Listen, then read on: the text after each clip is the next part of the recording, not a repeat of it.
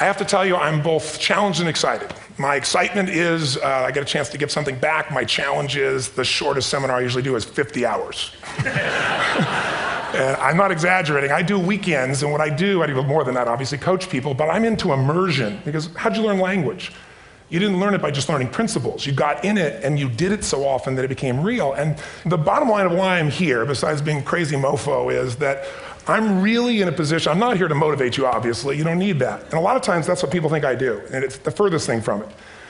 What happens, though, is people say to me, well, I don't need any motivation. And I say, well, that's interesting. That's not what I do.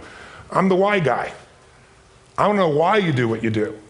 What is your motive for action? What is it that drives you in your life today, not 10 years ago, or are you running the same pattern? Because I believe that the invisible force of internal drive activated is the most important thing in the world. I'm here because I believe emotion is the force of life.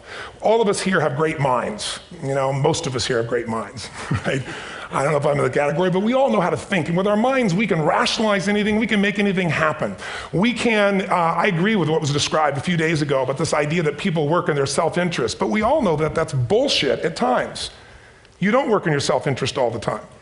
Because when emotion comes into it, the wiring changes in the way it functions.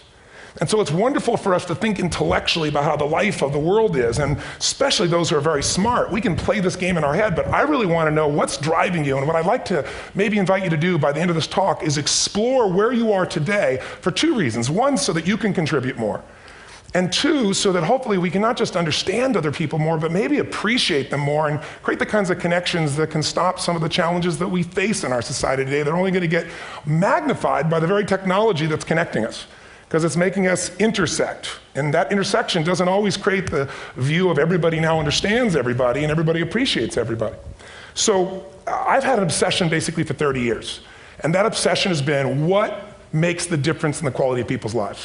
What makes a difference in their performance? Because that's what I got hired to do. I got to produce the result now. That's what I've done for 30 years. I get the phone call when the athlete is burning down on national television and they were ahead by 5 strokes and now they can't get back on the course. And I got to do something right now to get the result or nothing matters. I get the phone call when the child is going to commit suicide, and I got to do something right now. And in 29 years, I'm very grateful to tell you I've never lost one in 29 years. It doesn't mean I won't someday, but I haven't done it. And the reason is an understanding of these human needs that I want to talk to you about. So when I get those calls about performance, that's one thing, like how do you make a change? But also, I'm looking to see what is it that's shaping that person's ability to contribute, to do something beyond themselves. So maybe the real question is, you know, I look at life and say there's 2 master lessons. One is there's the science of achievement, which almost everyone in this room has mastered to an amazing extent. That's how do you take the invisible and make it visible, right? How do you take what you dream about and make it happen, whether it be your business, your contribution to society, money, whatever it is for you, your body, your family. But the other lesson of life that is rarely mastered is the art of fulfillment. Because science is easy, right? We know the rules, you write the code, you follow those, and you get the result. Once you know the game, you just, you up the ante, don't you? But when it comes to fulfillment, that's an art. And the reason is it's about appreciation and it's about contribution. You can only feel so much by yourself. So I've had an interesting laboratory to try to answer the question of the real question, which is what's the difference in somebody's life if you look at somebody like those people that you've given everything to, like all the resources they say they need. You gave them not a $100 computer, you gave them the best computer. You gave them love, you gave them joy, you were there to comfort them. And those people very often, and you know some of them I'm sure, end up the rest of their life with all this love, education, money, and background, spending their life going in and out of rehab. And then you meet people that have been through ultimate pain, psychologically, sexually, spiritually, emotionally abused, and not always, but often they become some of the people that contribute the most to society. So the question we got to ask ourselves really is, what is it? What is it that shapes us? And we live in a therapy culture. Most of us don't do that, but the culture is a therapy culture. And what I mean by that is the mindset that we are our past. And everybody in this room, you wouldn't be in this room if you bought that theory, but most of society thinks biography is destiny. The past equals the future. And of course it does if you live there. But what people in this room know, and what we have to remind ourselves though, because you can know something intellectually, you can know what to do and then not use it, not apply it. So really what we got to remind ourselves is decision is the ultimate power. That's what it really is. Now, when you ask people, have you failed to achieve something? How many have ever failed to achieve something significant in your life? Say, I. Thanks for the interaction on a high level there. But if you ask people, why didn't you achieve something? Somebody who's working for you, or a partner, or even yourself, and you failed to achieve a goal, what's the reason people say they failed to achieve? What do they tell you? didn't know enough, didn't have the knowledge, didn't have the money, didn't have the time, didn't have the technology. You know, I didn't have the right manager. Didn't have the Supreme Court.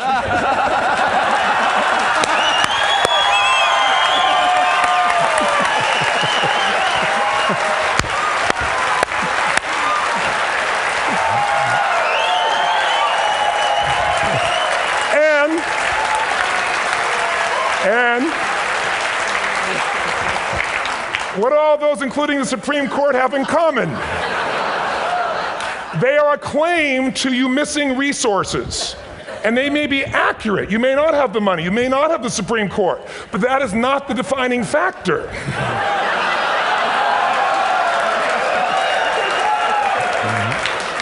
And you correct me if I'm wrong.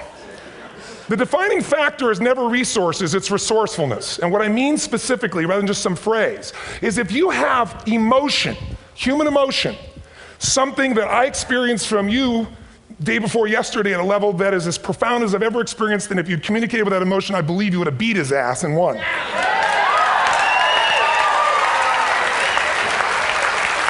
But how easy for me to tell him what he should do. Idiot, Robbins. But I know when we watched a debate, at that time, there were emotions that blocked people's ability to get this man's intellect and capacity and the way they came across to some people in that day. Because I know people that wanted to vote in your direction and didn't, and I was upset.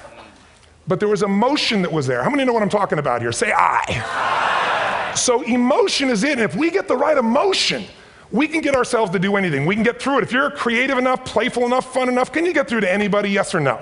Yes. If you don't have the money, but you're creative and determined enough, you find the way. So this is the ultimate resource, but this is not the story that people tell us, right? The story people tell us is a bunch of different stories. They tell us we don't have the resources, but ultimately, if you take a look here, flip it up if you would.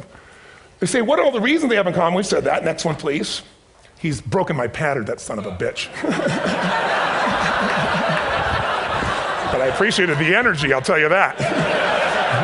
What determines your resources? We've said decisions shape destiny, which is my focus here. If decisions shape destiny, what determines it is 3 decisions. What are you going to focus on? Right now, you have to decide what you're going to focus on. In this second, consciously or unconsciously, the minute you decide to focus on something, you've got to give it a meaning. And whatever that meaning is produces emotion. Is this the end or the beginning? Is God punishing me or rewarding me, or is this the roll of the dice? And emotion then creates what we're going to do, or the action.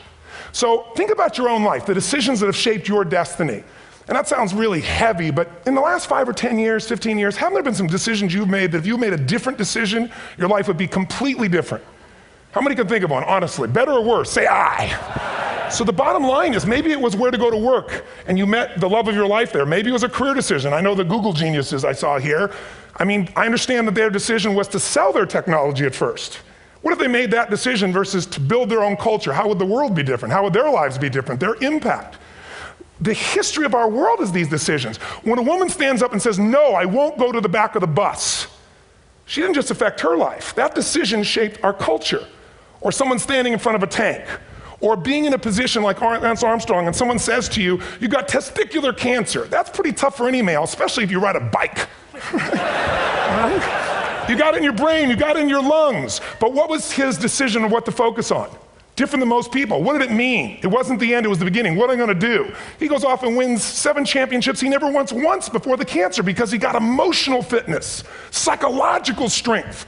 That's the difference in human beings that I've seen of the 3 million I've been around. Because that's about my lab. I've had 3 million people from 80 different countries that I've had a chance to interact with over the last 29 years. And after a while, patterns become obvious. You see that South America and Africa may be connected in a certain way, right?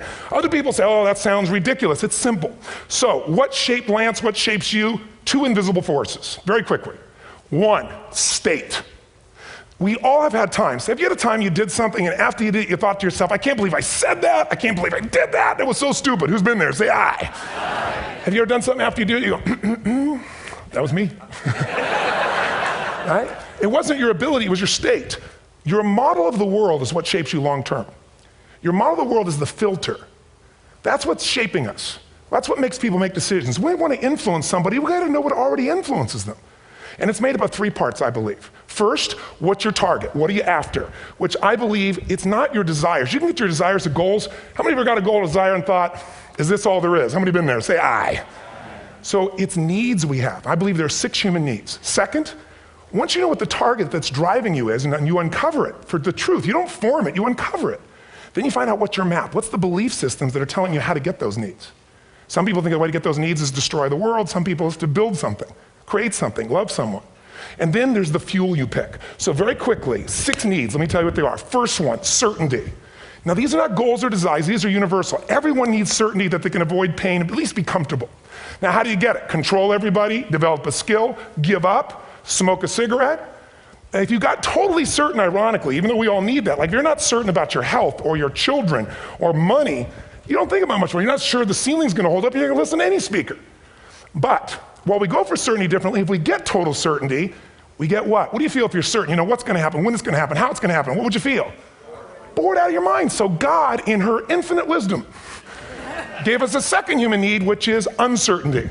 We need variety. We need surprise. How many of you here love surprises? Say aye. Bullshit. You like the surprises you want. The ones you don't want, you call problems, but you need them. So variety is important. Have you ever rented a video or a film that you've already seen? Who's done this? Get a fucking life. Right? Why are you doing it? You're certain it's good because you read it before, saw it before, but you're hoping it's been long enough you've forgotten enough there's variety. Third human need, critical, significance.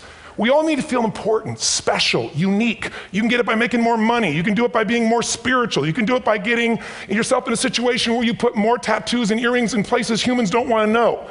Whatever it takes. The fastest way to do this, if you have no background, no culture, no belief in resources or resourcefulness, is violence. If I put a gun to your head and I live in the hood, instantly I'm significant. 0 to 10, how high? 10. How certain am I you're gonna respond to me? 10. How much uncertainty? Who knows what's gonna happen next? Kind of exciting, like climbing up into a cave and doing that stuff all the way down there. Total variety and uncertainty. And it's significant, isn't it? So you're willing to risk your life for it. So that's why violence has always been around and will be around unless we have a consciousness change as a species. Now you can get significance a million ways, but to be significant, you gotta be unique and different. Here's what we really need. Connection and love, fourth need. We all want it. Most people settle for connection because love's too scary. Don't want to get hurt. Who here has ever been hurt in an intimate relationship? Say aye. If you don't raise your hand, you'll have had other shit too, come on. And you're gonna get hurt again. Aren't you glad you came to this positive visit?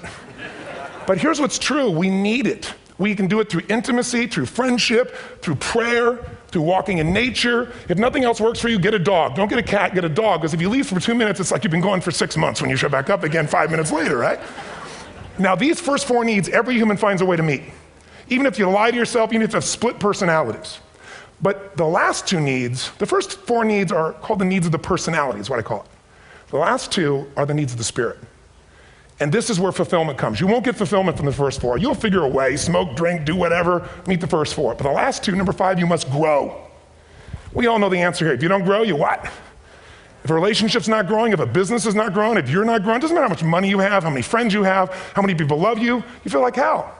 And the reason we grow, I believe, is so we have something to give of value. Because the 6th need is to contribute beyond ourselves. Because we all know, corny as it sounds, the secret of living is giving. We all know life's not about me, it's about we. This culture knows that, this room knows that. And it's exciting. When you see Nicholas up here talking about his $100 computer, the most passionate, exciting thing is here's a genius, but he's got a calling now. You can feel the difference in him, and it's beautiful. And that calling can touch other people. In my own life, my life was touched because when I was 11 years old, Thanksgiving, no money, no food, and we're not gonna starve, but my father was totally messed up. My mom was letting him know how bad he messed up. And somebody came to the door and delivered food.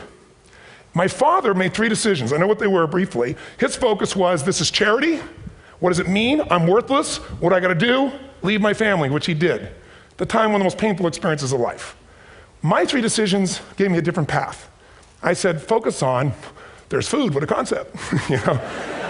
Second, but this is what changed my life. This is what shaped me as a human being. Somebody's gift, I don't even know who it is. I thought, my father always said, no one gives a shit. And all of a sudden, somebody I don't know, they're not asking for it, this is giving our family food, looking out for us. It made me believe this. What does it mean? That strangers care. And what that made me decide is if strangers care about me and my family, I care about them. What am I gonna do? I'm gonna do something to make a difference.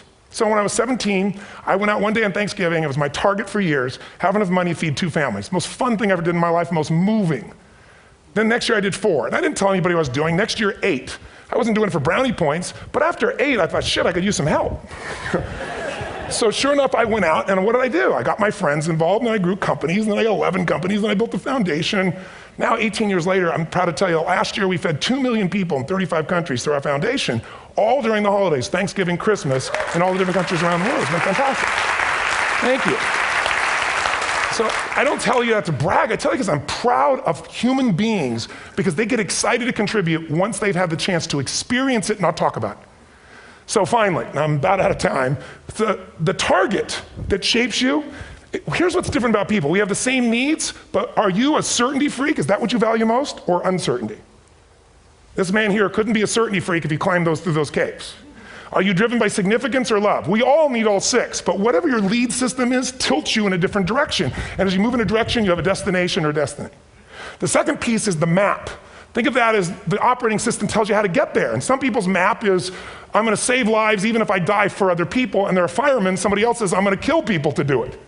They're trying to meet the same needs of significance, right? They want to honor God or honor their family, but they have a different map. And there are 7 different beliefs. I can't go through them because I'm done.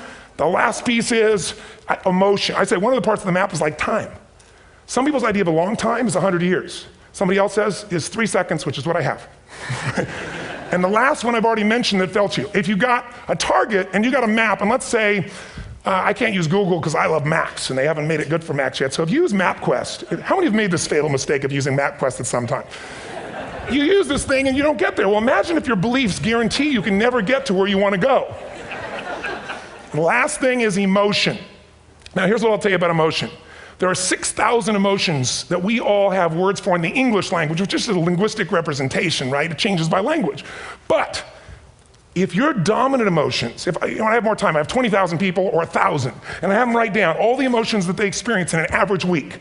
And I give them as long as they need. And on one side, they write empowering emotions, the other is disempowering. Guess how many emotions people experience? Less than 12. And half of those make them feel like shit. So they got 5 or 6 good frickin' feelings, right? It's like they feel happy, happy, excited, oh shit, frustrated, overwhelmed, depressed. How many of you know somebody who no matter what happens finds a way to get pissed off? How many know somebody like this? Or no matter what happens, they find a way to be happy or excited. How many know somebody like this? Come on. When 9/11 happened, and I'll finish with this, I was in Hawaii. I was with 2,000 people from 45 countries. We were translating 4 languages simultaneously for a program that I was conducting for a week. The night before was called Emotional Mastery. I got up, had no plan for this, and I said, we had all this fireworks, I do crazy shit, fun stuff. And then at the end I stopped, and I had this plan I was gonna say, but I never do what I'm gonna say. And all of a sudden I said, when do people really start to live? When they face death. And then I went through this whole thing about if you were gonna get off this island, if 9 days from now you were gonna die, who would you call, what would you say, what would you do? One woman, well that night is when 9/11 happened. One woman had come to the seminar, and when she came there, her previous boyfriend had been kidnapped and murdered. Her friend, or her new boyfriend, wanted to marry her, and she said no. He said, if you leave and go to that Hawaii thing, it's over with us. She said it's over. When I finished that night, she called him and left a message, true story, at the top of the World Trade Center where he worked, saying, honey, I love you. I just want you to know, I want to marry you. It was stupid of me.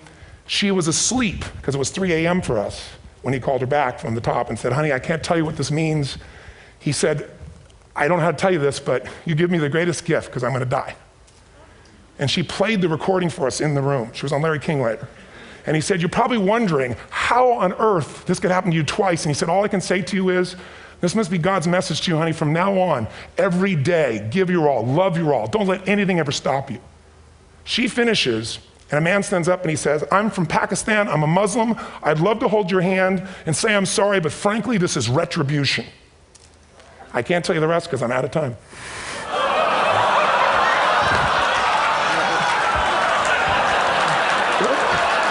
Are you sure? Finish the story. 10 seconds. 10 seconds. No, I want to be respectful. 10 seconds. All I can tell you is I brought this man on stage with a man from New York who worked in the World Trade Center, because I had about 200 New Yorkers there. More than 50 lost their entire companies, their friends, marking off their Palm Pilots. One financial trader, this woman made of steel, bawling. 30 friends crossing off that all died. And what I did to people said, what are we going to focus on? What does this mean, and what are we going to do? And I took the group and got people to focus on, if you didn't lose somebody today, your focus is going to be how to serve somebody else. There are people, the woman got him, she was so angry and screaming and yelling. And she wasn't from New York, she's not an American, she doesn't know anybody here. I said, you always get angry. She said, yes. Guilty people got guilty, sad people got sad. And I took these two men and did what I call an indirect negotiation. Jewish man with family in the occupied territory, some New York who would have died if he was at work that day, and this man who wanted to be a terrorist, and made it very clear. And the integration that happened is on a film, which I'll be happy to send you, so you can really see what actually happened instead of my verbalization of it. But the two of them not only came together and changed their beliefs and models of the world, but they worked together to bring, for almost 4 years now, to various mosques and synagogues, the idea of how to create peace. And he wrote a book, which is called My Jihad, My Way of Peace. So transformation can happen. So my invitation to you is this. Explore your web, the web in here. The needs, the beliefs, the emotions that are controlling you, for two reasons. So there's more of you to give. Achieve too, we all want to do it, but I mean give, because that's what's going to fill you up. And secondly, so you can appreciate, not just understand, that's intellectual, that's mind, but appreciate what's driving other people. It's the only way our world's going to change. God bless you, thank you, I hope this will serve. Tony Robbins.